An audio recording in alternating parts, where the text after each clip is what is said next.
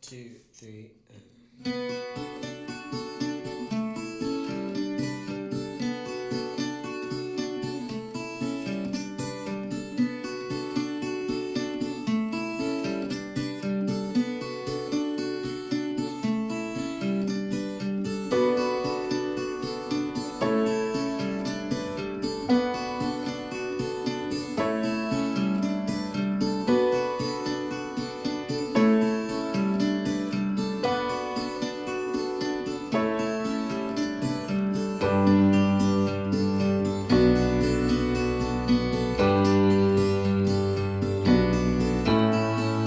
Thanks so much for clicking on my video.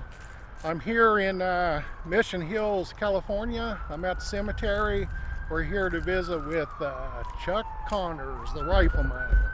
You know, if you watch the opening scene, I counted 11 shots in 3.5 seconds, and what's amazing to me about that is he was left-handed, so he had to do that right-handed. But you know, he's an athletic guy. In fact, he played 2 sports. He played basketball, baseball.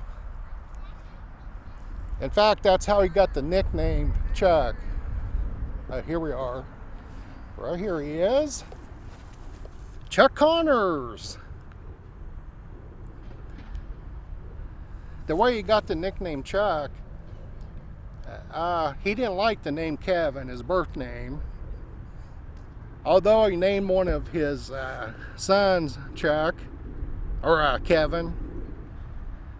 The way he got the name was during baseball, he played first base. And after they'd make it out, he'd say, "Chuck it to me, chuck me the ball." So his teammates nicknamed him Chuck because of that. Yeah, so he plays for the Cubs, baseball, Dodgers. Now that would be Brooklyn Dodgers, and he grew up in Brooklyn. He was a Brooklyn Dodgers fan, so that's a dream come true for him. He also played for the Celtics, played basketball. Quite an athlete. He was 6'6". So baseball, he plays first base, and basketball, he's a forward.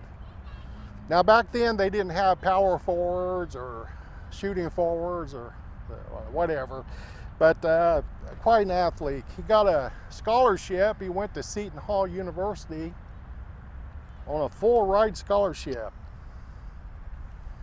The way he got into the movies is a talent scout saw him playing baseball, and this talent scout, his seat was on a front row right next to first base. And he liked it that Chuck had high cheekbones, and he thought he'd make a great cop.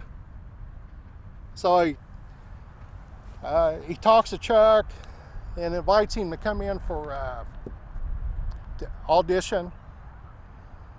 And all of a sudden Chuck realizes that he's got a better chance to make it in Hollywood than he would playing professional baseball long term. His first movie role is in 1952, and I think he played a police captain, and he did a movie with Katharine Hepburn. I know her from On Golden Pond. He also did some movies with Gregory Peck, John Wayne.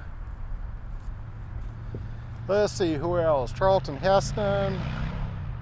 I think he did one with Doris Day too.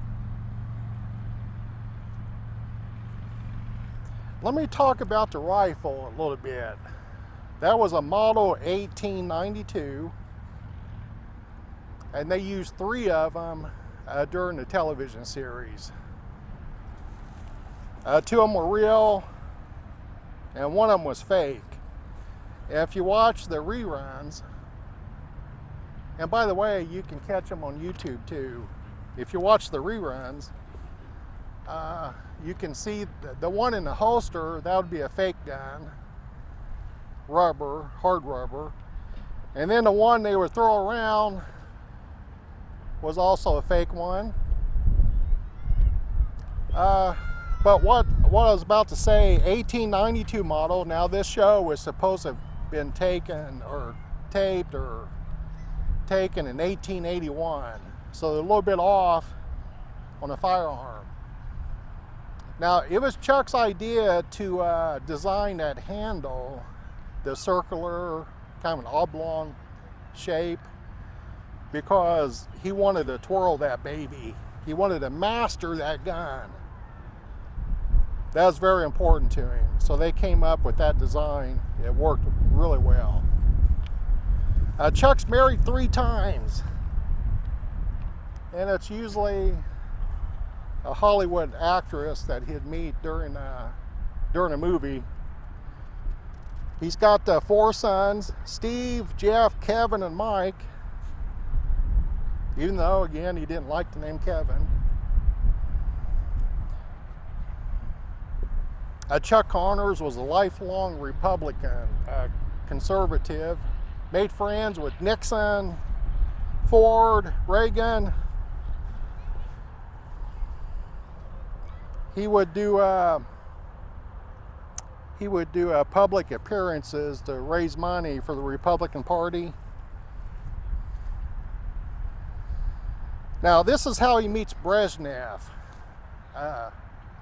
Brezhnev really liked Chuck Connors. He liked the TV series, The Rifleman, so much that he allowed it within Russia. You can watch it on TV. And the story goes that Connors is over at Nixon's house during a Brezhnev visit. Brezhnev sees Chuck and jumps out of his vehicle and runs up, and there's this photo I put up now of him giving him a big hug. Chuck would later say, "Boy, that's good for the country." Chuck dies of lung cancer. He was a 3-a-pack day smoker, Camel non-filters. He dies fairly young. It looks like he was 71 years old when he died.